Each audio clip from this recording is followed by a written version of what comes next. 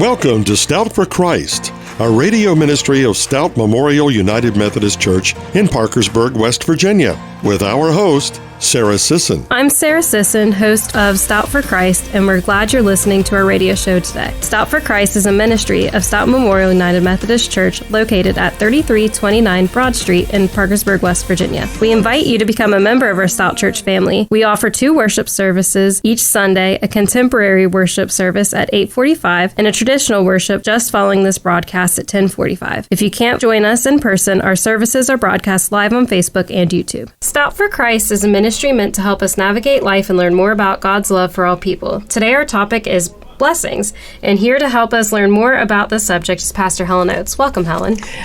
Welcome, Sarah. Thank you. Thank you. You know, the last 2 weeks we've been dealing with the bees and forced to get an image of a 3-legged stool. And so, you know, each of these legs have to be equal length and equal strength in order to be able to hold us up. And you know, we began with belonging, how we want to belong, and last week we talked about becoming like Jesus. And so the B for this week is blessing, how we see ourselves as a blessing and a blessing to others.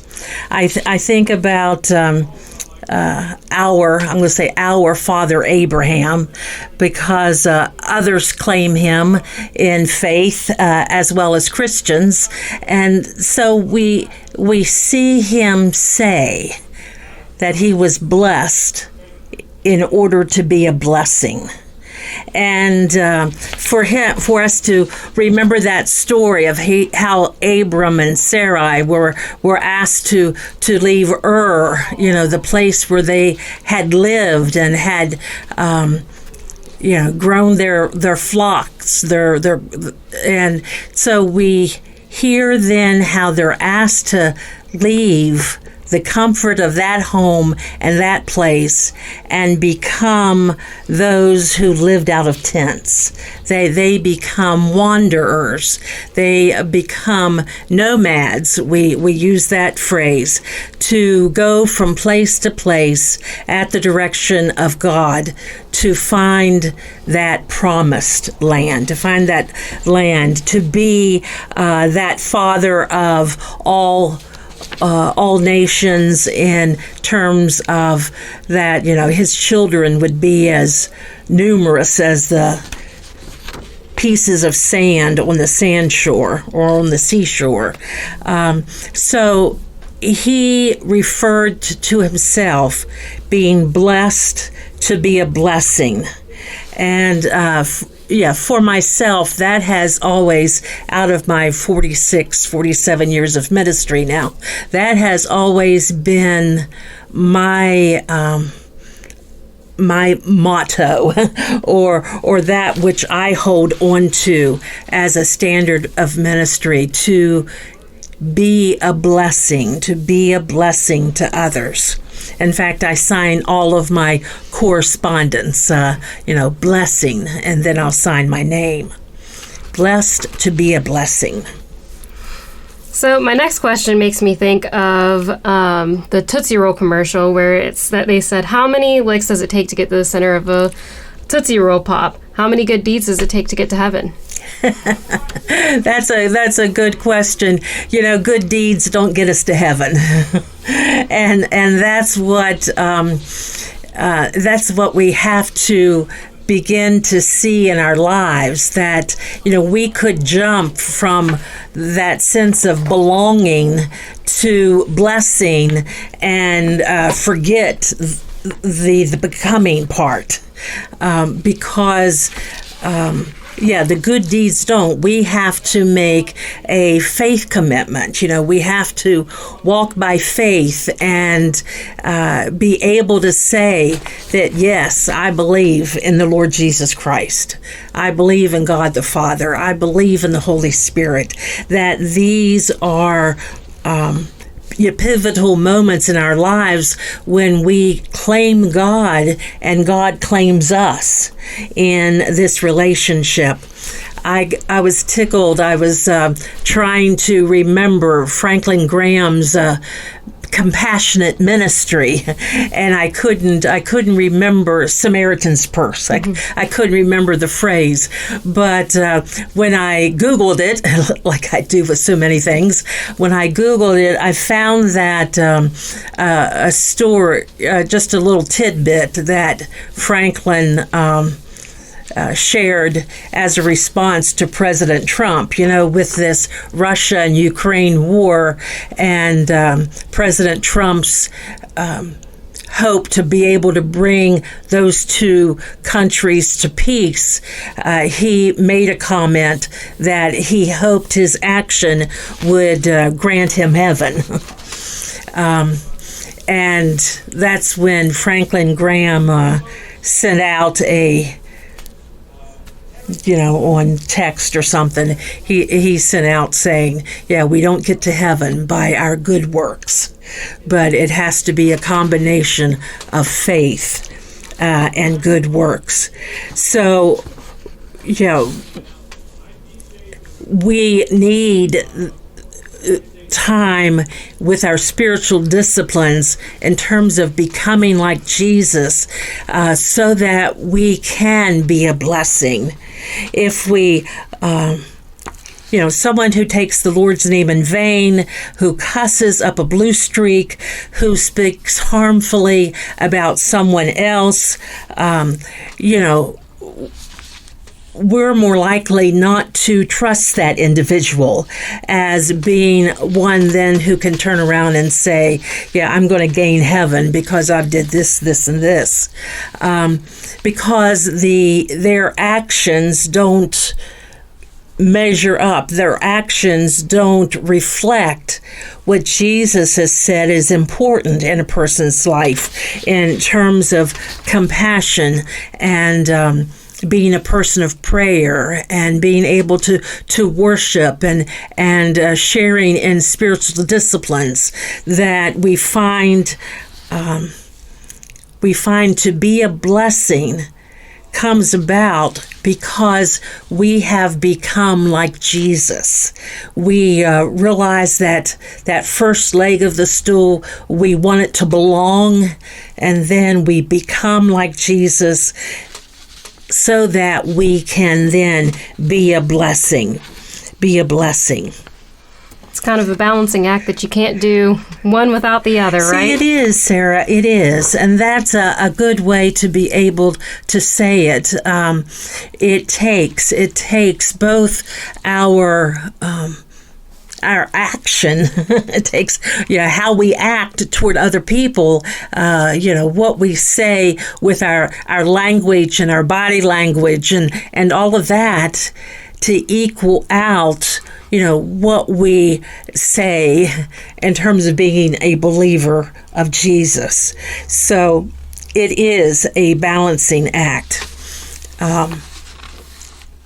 So Bob Cole is an important person in your life, and especially as a mentor in faith. So tell us a little bit more about he's helped you see with this. Bob is just a wonderful guy, 91 years old, rides his bike around the town of Buchanan, and is always inviting people to a relationship with Jesus. He's just a natural evangelist, but he doesn't come out and say, are you a Christian kind of thing.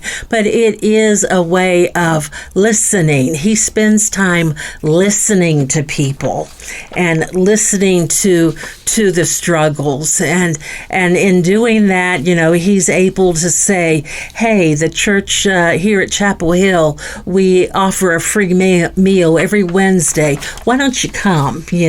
Why don't you ride your bike to our meal time? Or he can follow up with, I work at the parish house. Why don't you go with me and I'll help you get familiar with the kinds of ministry that the Upshur Parish House does. But when we think about service, because blessing means we then turn around and we approach the world through service. Bob's service is one at the parish house where he goes early and breaks down boxes that have gathered and folds them and puts them away for the cardboard to be carried to someplace else. And you think, that's really something little. And it is, but it is something that he's able to do at 91 years old. And he is not, it saves someone else from doing that who might be able to be one who answers the telephone, who tries to answer the phone and find help for individuals. So, our acts of service don't have to be flashy. They don't have to be those things that we think we have to be on a mission trip that goes out of the country. But they can be simple acts that then really make a difference, make a way for then someone else to offer to be a volunteer in a different way. Yeah, so service, we've mentioned, is often an expression of love, and everybody can service differently. Nobody has the same gift. It can be a way to reach people in different ways. That's right.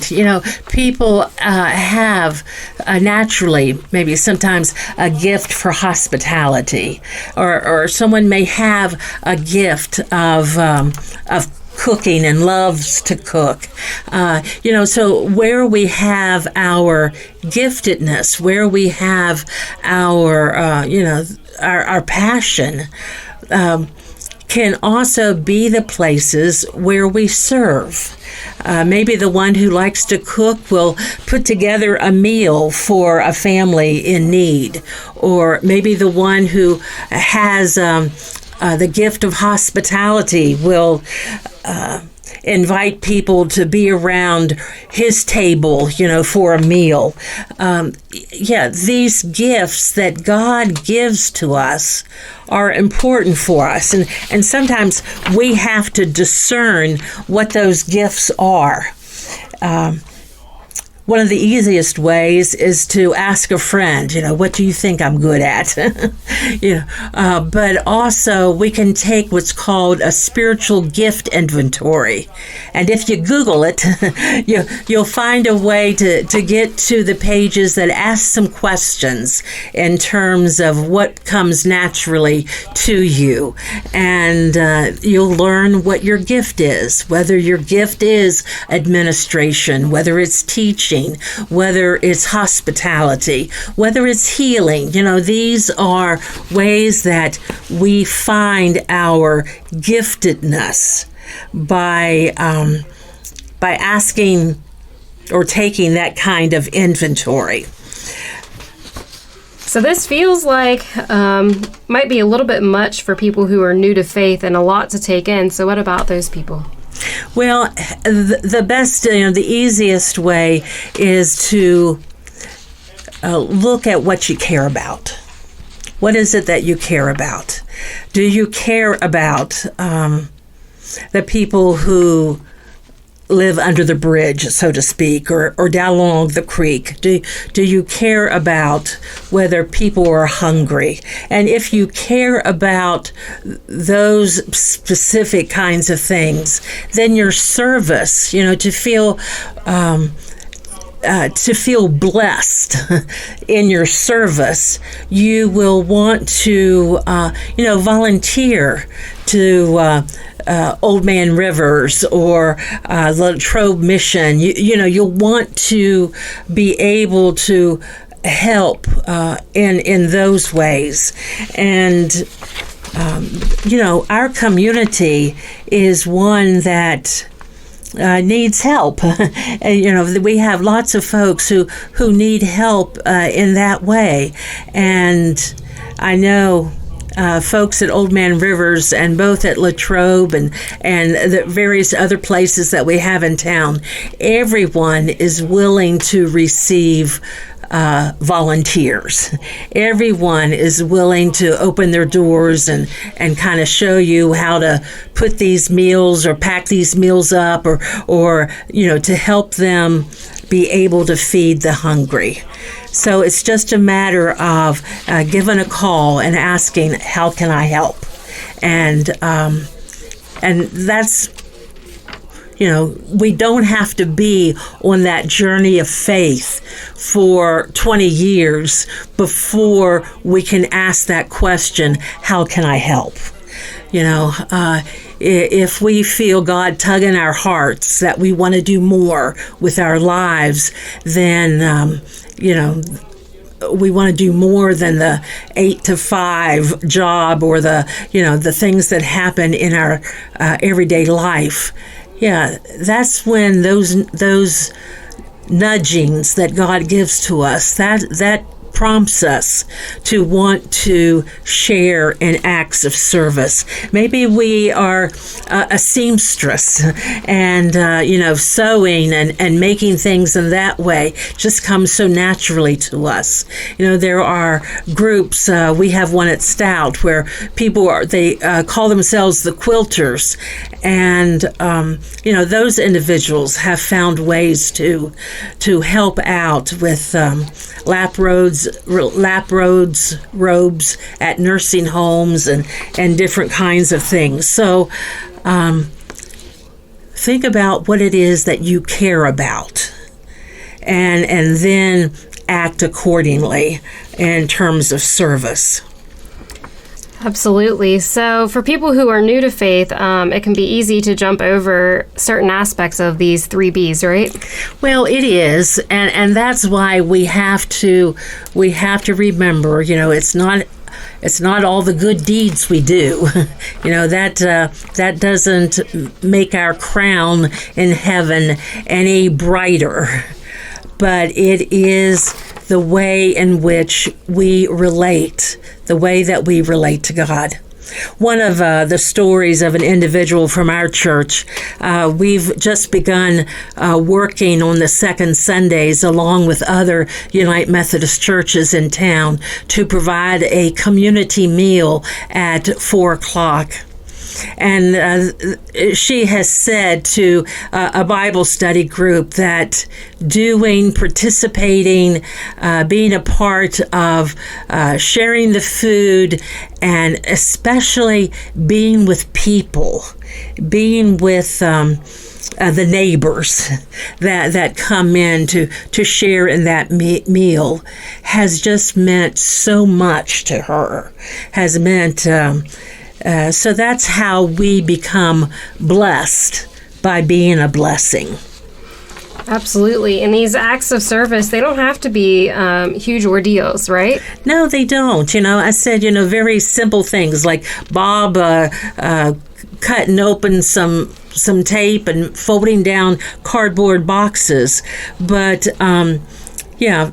fixing a meal for someone in need, helping your neighbor to the doctor, helping them mow their lawn, if there's something happening within the family, or especially when there's a crisis and you can help keep the kids while they're trying to, the family's trying to work their way through this crisis. So there's just a variety of ways, and oftentimes we get those nudgings in terms of the way in which we can serve. I was just overwhelmed with the way that, Sarah, you and your mom picked up on the need at Parkersburg High School for school supplies, as they've gotten back into school, and challenged our congregation to bring in items, pencils and paper and composite books and all kinds of things. So when I saw you yesterday pulling all of that together, it just becomes amazing how God uses us to respond in a particular way to meet a needs. And that was because of you and your mom bringing that to our attention and challenging the congregation. And it was such a blessing to see, and hope that experience has been a blessing for the two of you as well. Absolutely. And that's what being generous is, right? It is. It is being able to,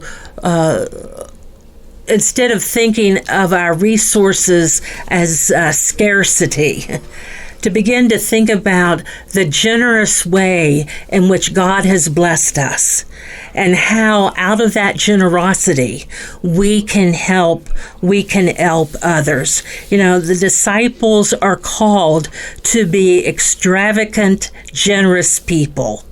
And it includes our time, our energy, and also our financial resources.